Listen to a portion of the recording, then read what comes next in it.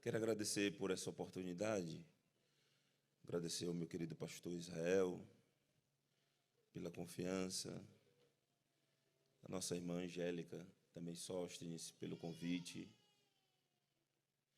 Eu quero também deixar uma palavra de oração sobre vocês. Escola Dominical é uma das minhas maiores paixões. E o que eu tenho dito também ao Ministério de Louvor, lá na congregação do Basílio 1, que o Senhor tem me dado o privilégio de servir, a mesma oração que fiz com eles no começo desse ano. Nós estávamos juntos em oração, intercedendo pelo nosso ano, e eu disse assim, que possamos buscar ao Senhor com excelência tal, que com todo o nosso coração e com todos os nossos instrumentos, com todos os acordes possíveis, dissonantes ou acordes que ainda não conhecemos, vamos procurar os melhores para oferecer ao Senhor. E a minha oração ali foi, nós serviremos ao Senhor com excelência, até que chegue o momento em que, por causa da glória de Deus sobre nós, precisemos parar, soltar um pouco os instrumentos, de tamanha a glória que o Senhor manifestará no meio de nós, que não seja possível para nós continuar tocando e que os instrumentos silenciem-se e que nós nos ajoelhemos diante da glória de Deus sobre nós. Que seja assim em nós e seja assim também sobre vocês, através de vocês, em nome de Jesus. Servir com excelência até que não seja mais necessário e no silêncio somente a glória de Deus, somente a música do Espírito. Que seja assim também essa noite, amém? Você diz amém? Eu fiquei muito emocionado de ver a igreja cantando glória, porque eu sei que você veio aqui para isso. Você veio aqui adorar o nome de Jesus. Eu creio que o propósito principal pelo qual você saiu da sua casa, você se aproximou deste local de culto e nós estamos aqui reunidos no poder do Espírito com o propósito de adorar ao Senhor. Você veio fazer isso de todo o seu coração? Você veio entregar o seu melhor, Ele é digno, o melhor sempre. Ele é digno do nosso melhor, Ele é digno daquilo que nós somos, porque Ele normalmente não aceita nada menos do que tudo que nós somos. Quem veio entregar tudo que tem e tudo que é o Senhor aqui essa noite?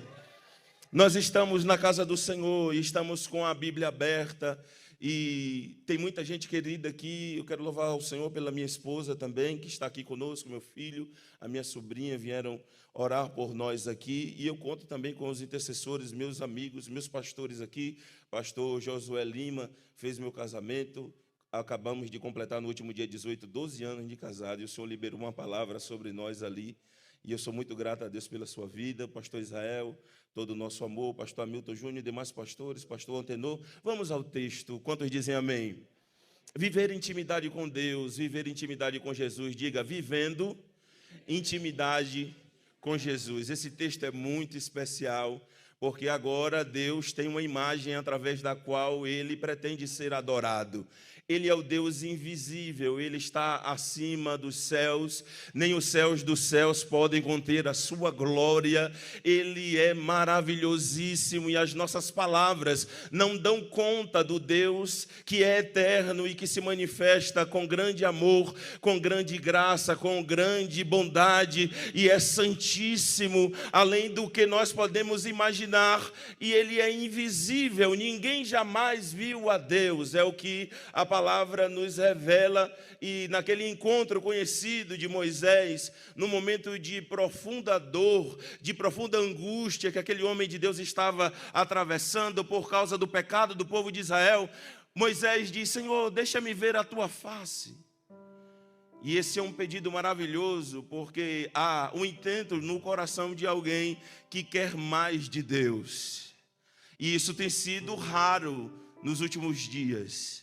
Pessoas que querem mais de Deus, que querem ir mais fundo, como nós cantamos aqui. Nós queremos mais de Deus e Deus também quer mais de nós. Nós permanecemos querendo mais de Deus, mas muitas vezes não queremos entregar mais do nosso tempo, da nossa vida, do nosso amor.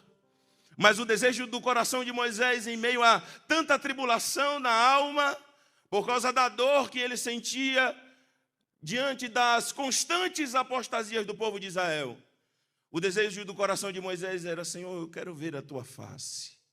E a resposta do Senhor é: ninguém pode ver a minha face, Moisés, e permanecer vivo.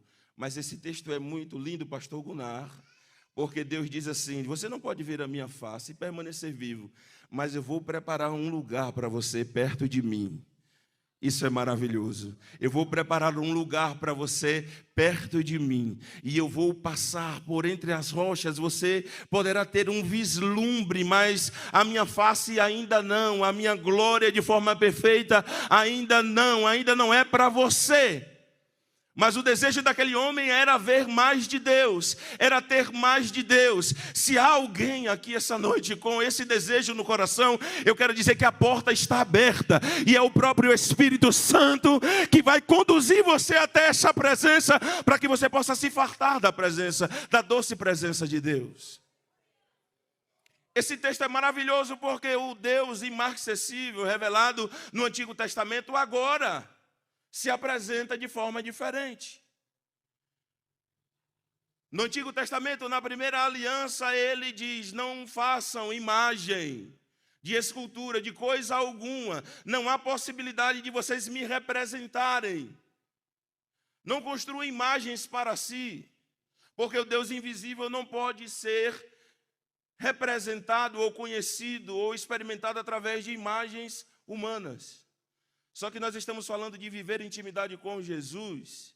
E o prólogo do Evangelho de João, esse capítulo 1 que nós abrimos e que você está com a Bíblia aberta aí, esse texto é preciosíssimo, porque agora nós temos um descortinar diferente da glória de Deus.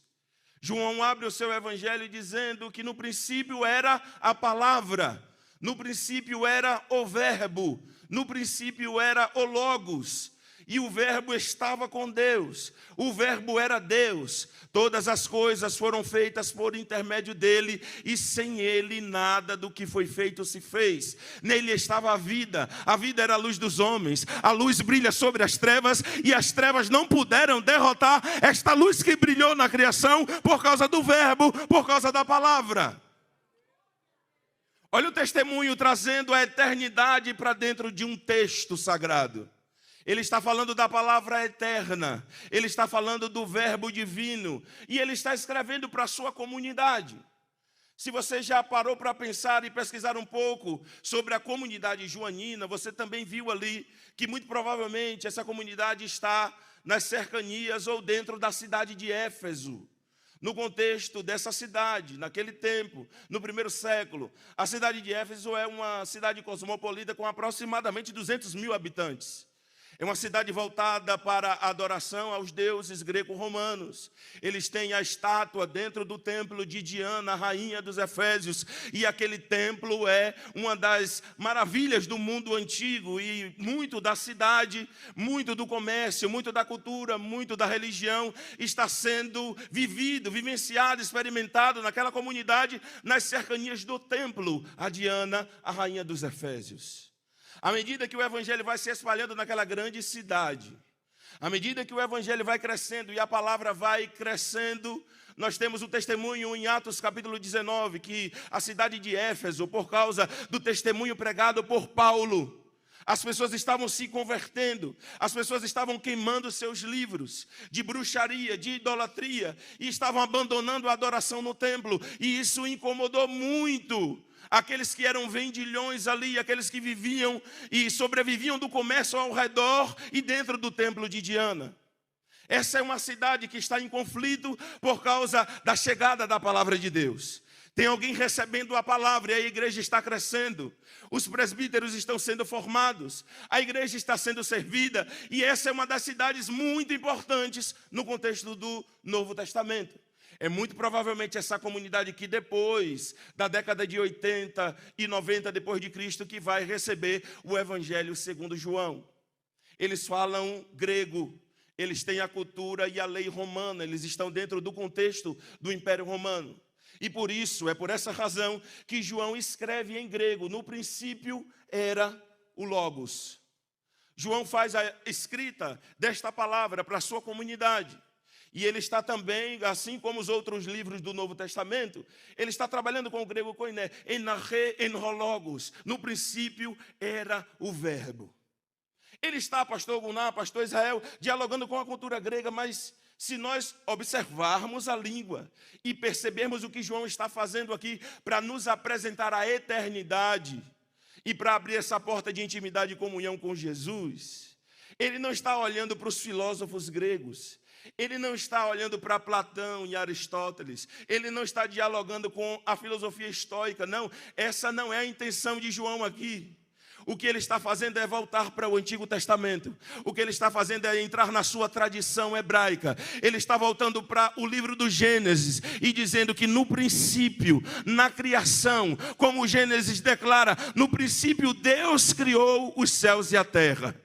Todos conhecem esse texto, todos conhecem essa tradição. Ele é o Criador, mas o que João tem para revelar aqui é diferente. Ele está declarando, vamos voltar ao princípio. Deus estava criando todas as coisas, e Ele fez todas as coisas pelo poder da sua palavra poderosa. João tem a mente hebreia e ele está olhando para a palavra de Deus. A palavra sobre a qual os salmistas cantaram. Os salmistas declarando sobre a palavra de Deus, eles dizem aquilo que nós conhecemos bastante. Lâmpada para os meus pés é a tua palavra, luz para os meus caminhos. Falando sobre a voz do Senhor que põe em marcha essa palavra. Os salmistas declaram, a voz do Senhor é poderosa. A voz do Senhor é cheia de majestade. A voz do Senhor é poderosíssima. A voz do Senhor é belíssima. Tem alguém aqui que reconhece essa voz ainda? Ele está pensando na palavra do Senhor. Ele está pensando na personificação da sabedoria do livro de Provérbios, que coloca a sabedoria como se fosse um ente. O texto bastante conhecido, citado por nós. Eu amo os que me amam, e os que de madrugada me buscam me acharão. Esta é uma palavra dita pela sabedoria personificada. Se você buscar sabedoria cedo, se você buscar prestamente, você vai encontrar sabedoria. João tem esse contexto, esse cenário em mente, quando ele vai declarar que a palavra de Deus estava no princípio, e a palavra era o próprio Deus. E todas as coisas foram feitas por meio deste Logos, por meio desta palavra, e sem ele, nada. Sem ele, nada. Colocou em marcha. Esse é um apóstolo escrevendo para a sua comunidade. Esse texto chega a nós hoje. E eu queria te perguntar, quando você abre João capítulo 1, lê estes primeiros versículos, chega até o verso de número 10 e diz, o verbo estava no mundo, mas o mundo não reconheceu o verbo. O verbo estava no mundo, o mundo foi feito por ele, mas o mundo não reconheceu esta palavra quando ela se manifestou. O que é que sente a tua alma diante desse texto? Quando Angélica compartilhou comigo este tema, eu disse, Feliz Natal. Porque Natal é todo dia, quantos dizem amém? Natal não é apenas um dia, não é apenas a data simbólica que nós comemoramos em 25 de dezembro. O que nós comemoramos ao abrir esse texto aqui, irmãos, é uma declaração profética e esperançosa de que o mundo já não é mais o mesmo lugar, porque Deus invadiu a história. A palavra entrou na história. A palavra que escreveu a história agora entra no livro como um ser humano, entra no livro como aquele que se faz carne, aquele que se faz gente. E a partir do nascimento deste menino, a partir do nascimento desta palavra, o que nós ousadamente declaramos é: o mundo já não é mais o mesmo. Porque o grito de Isaías, quando declara: ah, Senhor, se tu fendesses os céus e descesse.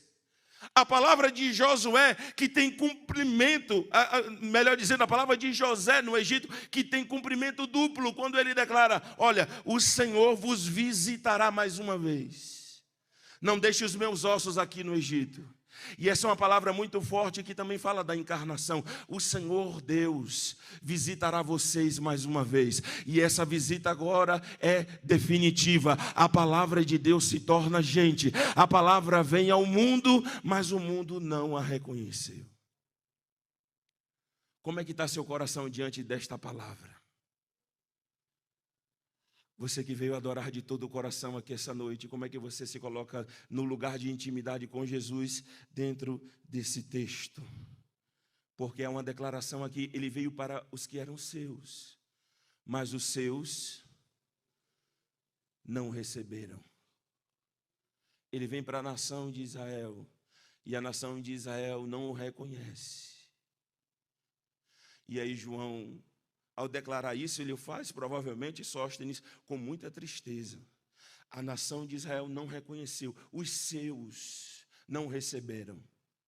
E a porta se abre, pastor Antenor, para esta igreja entrar, porque ele diz, a todos quantos o receberam.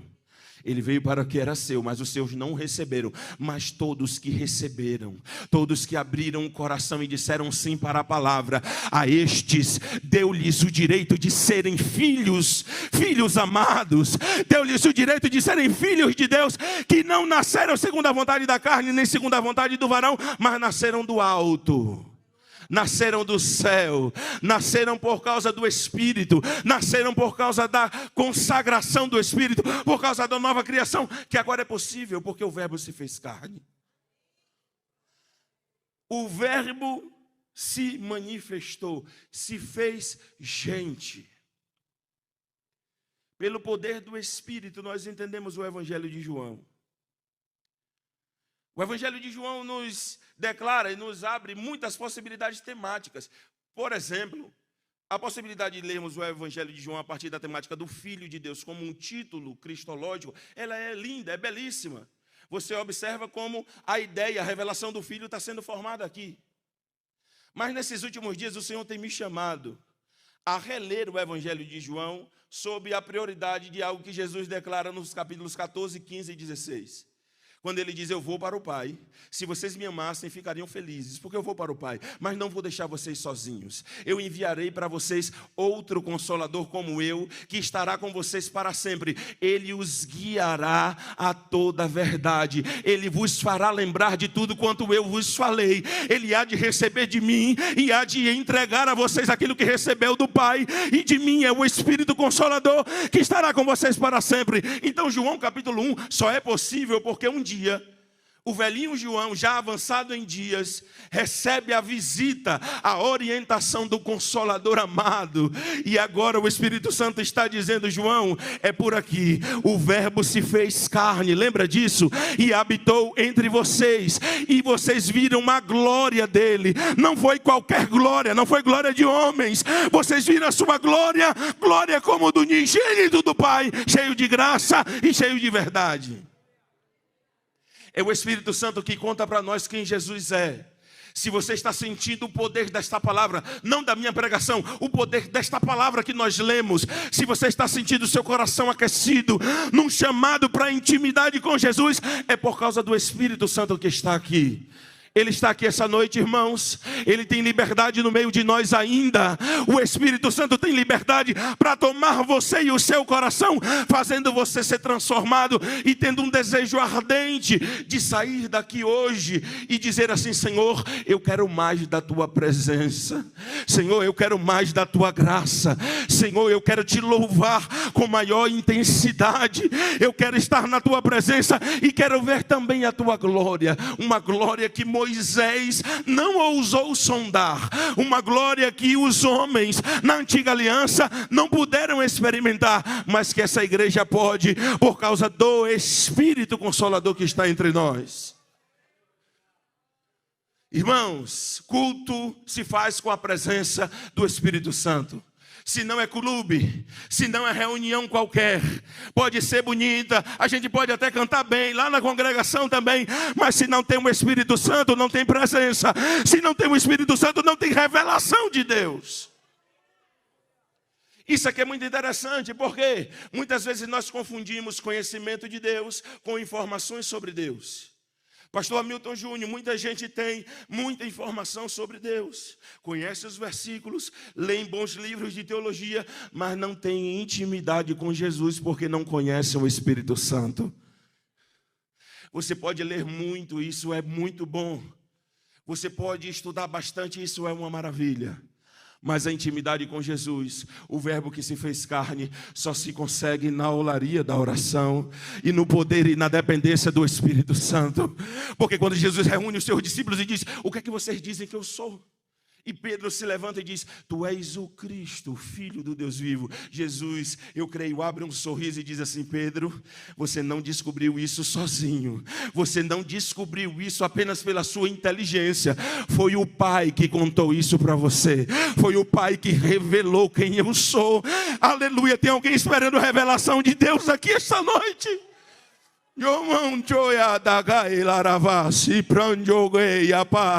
Aleluia, aleluia, para sempre. Aquele que é bendito sobre nós, aquele que é cheio de glória, cheio de graça e de verdade, e requer a adoração desta igreja. O verbo se fez gente, Deus se fez humano. Estamos ainda no maio laranja, não é isso? Hoje nós tivemos um estudo impactante. Lá na nossa congregação pela manhã, nos sentamos para orar, para falar, para conversar. Recebemos uma professora muito querida e falou para nós sobre esse tema importantíssimo, que é a violência contra as nossas crianças, violência contra os nossos adolescentes, abuso. Observe aqui, irmãos, a humanidade tem importância intrínseca. Por quê? Porque a humanidade é a roupa que Deus escolheu na eternidade para vestir o seu filho. Quando Deus está criando o homem do pó da terra, quando Deus está criando a humanidade e diz que é muito bom, eu me atrevo a dizer com João que ali ele já viu a palavra encarnada. Ele já viu o bebê sendo formado no ventre de Maria. É por isso que a igreja não negocia com a vida. É por isso que a igreja não é a comensalidade, não é a mesa que propaga a morte. Nós somos aqueles que anunciam a vida. Nós somos aqueles que dizem que se Deus se fez gente, toda a vida é importante. É por isso que a gente protege as crianças. É por isso que a gente denuncia o abuso. É por isso que a gente levanta a voz para dizer que Deus não está satisfeito com a nação brasileira. Quando nós temos 500 mil crianças e adolescentes por ano sendo abusadas, muitas vezes, 69% dos casos dentro do seu próprio lar.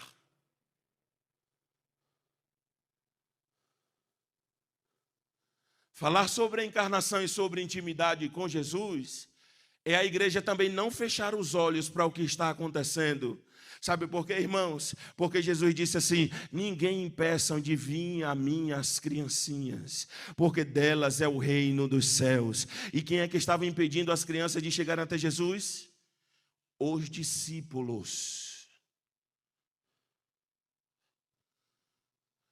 Com quem Deus pode contar aqui essa noite?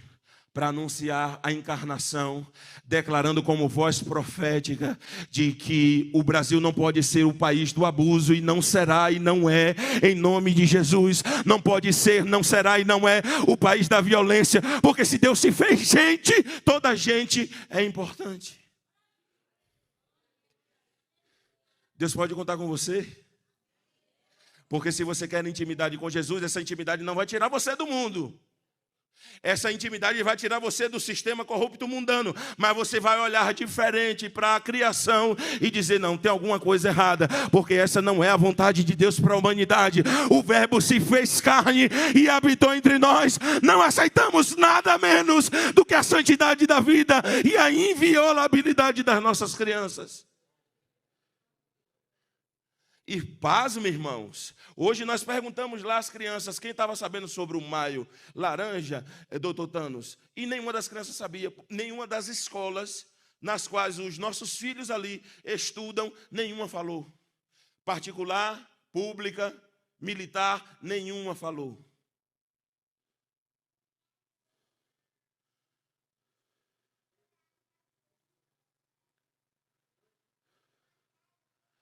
O silêncio ensurdecedor da humanidade diante daqueles que estão clamando, porque o Filho de Deus se faz gente. E você já pensou que a família sagrada teve que fugir para o Egito por causa de Herodes? Herodes ainda está nas ruas, irmãos. Herodes ainda está por aí, dominando o poder político. Mas a gente continua dizendo que Herodes está aí, mas João Batista também está nas ruas. E Herodes não vai tocar quando a igreja se levantar para proteger, quando a igreja se levantar como voz profética para anunciar a verdade do evangelho. Herodes não tem poder sobre as nossas vidas, porque quem governa as nossas vidas é a palavra que se fez carne e habitou entre nós. Aleluia! Se fez gente e armou a sua tenda entre nós. A palavra aqui que traduz se fez carne tem essa ideia de armar a tenda, de tabernacular. João está mais uma vez olhando para a antiga aliança e está declarando que as tendas de Israel, as belíssimas tendas, agora têm um morador novo e ele é de fato, por uma vez por todas, o sinal, a revelação e a manifestação da presença que estava sobre o tabernáculo. Eu me lembro de Balaão, e não é uma boa referência aqui, mas eu preciso lembrar de Balaão porque ele reconheceu uma coisa que muitos de nós estamos esquecendo, que é: contra Jacó não vale maldição, contra Jacó não vale encantamento. O povo estava realmente vivendo um período triste. Se você conhece o livro de Números, você vai perceber que a rebeldia de Israel está se acentuando cada vez mais, e nem Moisés está aguentando mais, ele já está dando sinais de cansaço, mas é nesse período que Balaque e Balaão tentam amaldiçoar o povo de Deus. E eles não podem amaldiçoar o povo de Deus, porque o povo de Deus não é destruído de fora para dentro. Ninguém de fora para dentro pode tocar no povo de Deus. Poderia se levantar o faraó, poderia se levantar Nabucodonosor, poderia se levantar Balaque e Balaão e milhares e centenas de milhares de impérios e reis contra o povo de Deus. A força que vem de fora não tem eficácia. Ele é destruído sim, de dentro para fora. Mas quando Balaão está profetizando e está dando as suas declarações e nos seus diálogos com Balaque, ele fala uma coisa muito linda e que o meu coração foi lembrado disso quando eu estava lendo o texto. Porque Balaão olha de cima das montanhas e ele vê o acampamento de Israel. Ele não sabe o que é que está acontecendo lá, dentro do acampamento, pastor Israel. Uma bagunça incrível. Nem Moisés nem Arão estão suportando mais o povo de Israel. Moisés diz: Senhor, pega que o filho é teu. Deus olha para Moisés e diz: não, foi o teu povo que você tirou da terra do Egito. Moisés olha: não, foi o Senhor que tirou com o braço poderoso. Está um jogando para o outro. E Balaão agora vai amaldiçoar o povo de Israel, e quando ele olha de cima, ele diz: não tem como. Quão belas são as tuas tendas, ó Jacó. Daqui de cima eu vejo. Porque a forma como o acampamento estava armado, como se fosse um X ou uma cruz, o tabernáculo estava no meio do acampamento. Quando ele olha de cima, ele vê o tabernáculo no meio e diz: a presença de Deus está ali no meio. Então não tem como amaldiçoar, não tem como pegar encantamento aqui. Ó, quão belíssimas são as suas tendas. E se Balaão viu aquilo ali com referência ao tabernáculo, imagine João, que deita no colo da presença e diz: eu sou o amado, eu sou o discípulo amado. Imagina esta igreja que entra na presença, no poder do Espírito e se farta da glória, da graça do Filho de Deus que está aqui essa noite e diz: que maravilha está nessa presença, que coisa belíssima é desfrutar da presença do Cordeiro de Deus que tira o pecado do mundo. Tem alguém aqui sentindo essa presença? Tem alguém? Tem alguém sentindo? Tem alguém sentindo a presença do Filho amado? Habitou entre nós. E nós vimos a sua glória. Glória como? O apóstolo Paulo diz que ele nos resgatou do império das trevas e nos transportou para o reino do Filho do seu amor, em quem temos a redenção, a saber, o perdão de todos os nossos pecados. E Jesus é a imagem do Deus invisível. No capítulo 2 da mesma carta aos Colossenses, Paulo diz que em Jesus habita corporalmente toda a plenitude da divindade. Tudo que Deus é, habita corporalmente no corpo deste homem nazareno, a manifestação perfeita da glória de Deus. Moisés não viu isso aqui, João viu e essa igreja experimenta. Abraão não viu isso aqui, mas Mateus, Pedro, Tiago perceberam essa presença, e nós também pelo Espírito tocamos esta presença que nos aquece, que nos transforma, que muda a nossa história, que traz alegria para o nosso coração. É por isso que eu me atrevo a dizer que você vai sair daqui nessa noite tomado pela alegria da encarnação do Filho de Deus. É por isso que eu me atrevo a profetizar aqui esta noite que essa tribulação não vai fazer você desistir, porque maior é aquele que está contigo, aquele que se fez carne e você viu a sua glória. Aleluia, aleluia para sempre. Se nós estamos aqui para adorá-lo, irmãos, nós precisamos resgatar isso, que é a marca essencial do culto pentecostal. Muita oração, muita devoção e manifestação dos dons espirituais. Chegou um ponto de às vezes a gente se assustar se alguém fala em línguas no culto. Sabe por quê, irmãos? Porque a gente está preocupado com muitas coisas. Mas eu creio que o Senhor nessa noite está nos dizendo, o Ministério de Louvor da EBD, Igreja do Senhor, Luiz Henrique, escolhe a melhor parte. Escolhe estar na minha presença, porque eu vou revelar a minha glória. Nós vimos, irmãos, nossa cristologia precisa melhorar.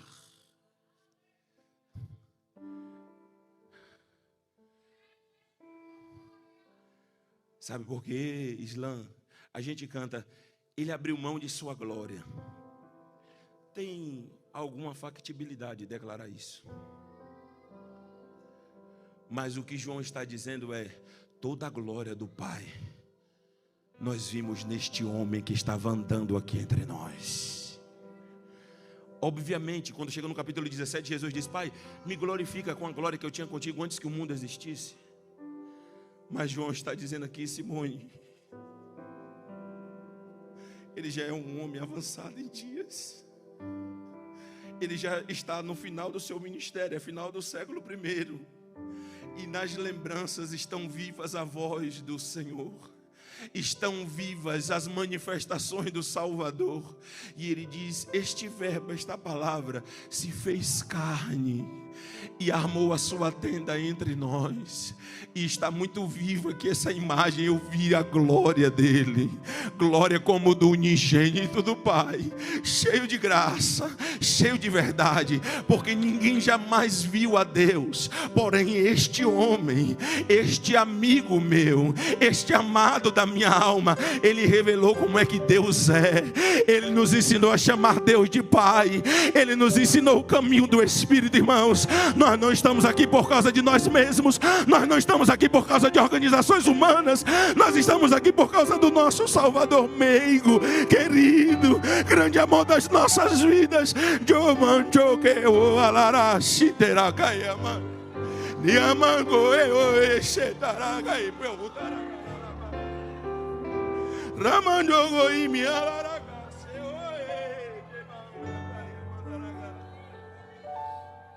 Habitou entre nós.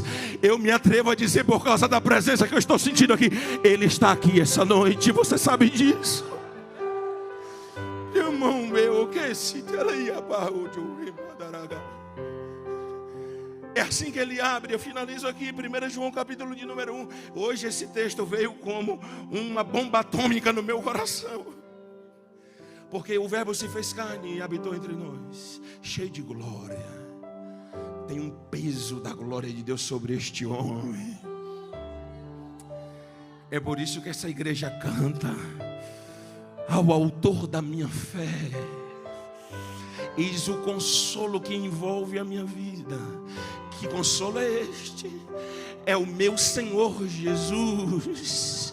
que padeceu na cruz do Calvário, mas se levantou dos mortos para não mais morrer, que vive e reina para sempre, e reina entre nós, e se manifesta entre nós aqui, de uma forma muito linda para tocar no teu coração.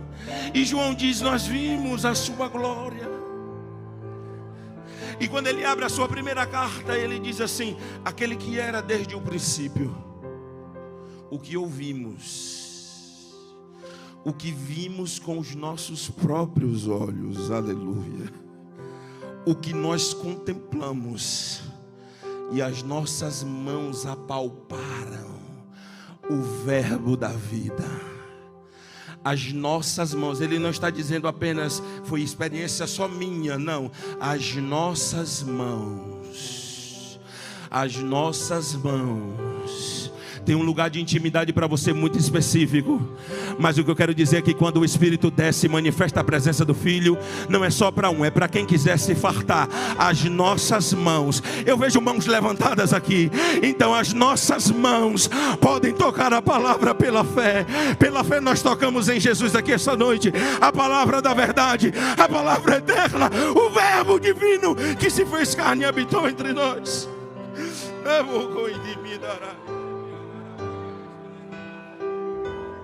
Aleluia, todos em pé, por favor. Levante a mão e adore o Senhor. Levante a mão, te adoramos, Senhor. Te adoramos, Senhor, pela tua presença, pela tua graça, pelo teu Espírito em nossas vidas. Te adoramos, Senhor, te glorificamos. O teu povo te adora, o teu povo te reconhece como Senhor da nossa vida. Oh, aleluia, aleluia. Glória a Deus, glória a Deus, glória a Deus.